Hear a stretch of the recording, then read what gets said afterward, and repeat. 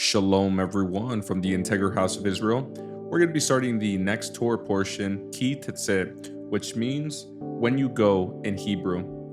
I'll be reading today the first Aliyah. That's going to be from the book of Deuteronomy, chapter 21, verse 10 through 21. And I'll also be reading from the book of Isaiah, chapter 52, verse 13 through chapter 53, verse 10.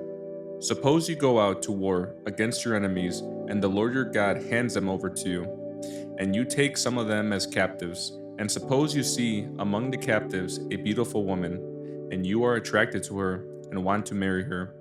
If this happens, you may take her to your home, where she must shave her head, cut her nails, and change the clothes she was wearing when she was captured. She will stay in your home, but let her mourn for her father and mother for a full month.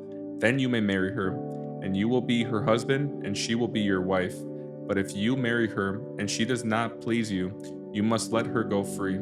You may not sell her or treat her as a slave, for you have humiliated her. Suppose a man has two wives, but he loves one and not the other, and both have given him sons. And suppose the firstborn son is the son of the wife he does not love. When the man divides his inheritance, he must not give the larger inheritance to his younger son, the son of the wife he loves, as if he were the firstborn son. He must recognize the rights of his oldest son, the son of the wife he does not love, by giving him a double portion. He is the first son of his father's virility, and the rights of the firstborn belongs to him. Suppose a man has a stubborn and rebellious son who will not obey his father or mother, even though they discipline him. In such a case, the father and mother must take the son to the elders as they hold court at the town gate. The parents must say to the elders, "This son of ours is stubborn and rebellious and refuses to obey. He is a glutton and a drunkard." Then all the men of his town must stone him to death. In this way, you will purge this evil from among you, and all Israel will hear about it and be afraid. Next, I'll be reading from the book of Isaiah, chapter 52, verse 13, through chapter 53, verse 10. See, my servant will prosper. He will be highly exalted, but many were amazed when they saw him. His face was so disfigured, he seemed hardly human, and from his appearance, one would scarcely know he was a man, and he will startle many nations. Kings will stand speechless in his presence, for they will see what they had not been told.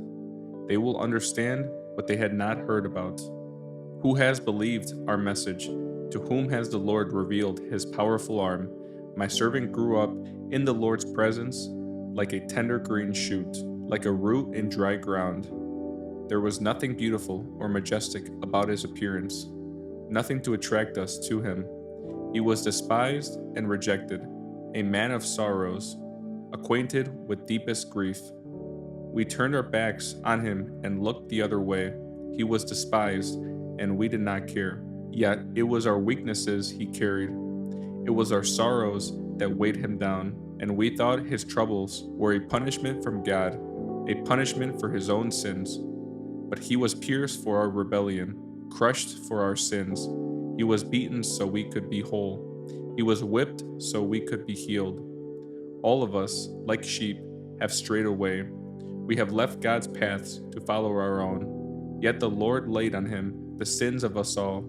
He was oppressed and treated harshly, yet he never said a word. He was led like a lamb to the slaughter, and as a sheep is silent before the shearers, he did not open his mouth. Unjustly condemned, he was led away. No one cared that he died without descendants, that his life was cut short in midstream. But he was struck down for the rebellion of my people. He had done no wrong and had never deceived anyone, but he was buried like a criminal. He was put in a rich man's grave, but it was the Lord's good plan to crush him and cause him grief. Yet when his life is made an offering for sin, he will have many descendants. He will enjoy a long life, and the Lord's good plan will prosper in his hands.